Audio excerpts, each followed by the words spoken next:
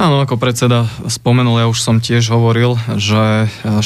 júna, presne 103 rokov po podpísaní Trianonskej mierovej zmluvy vo Francúzsku, si tento akt historický pre nás Slovákov a v podstate pre celý stredoeurópsky priestor pripomenieme a oslávime v Rimavskej Sobote v aleji gemersko-malohonských dejateľov, teda na námestí Daxnera, a začneme už o 15. hodine.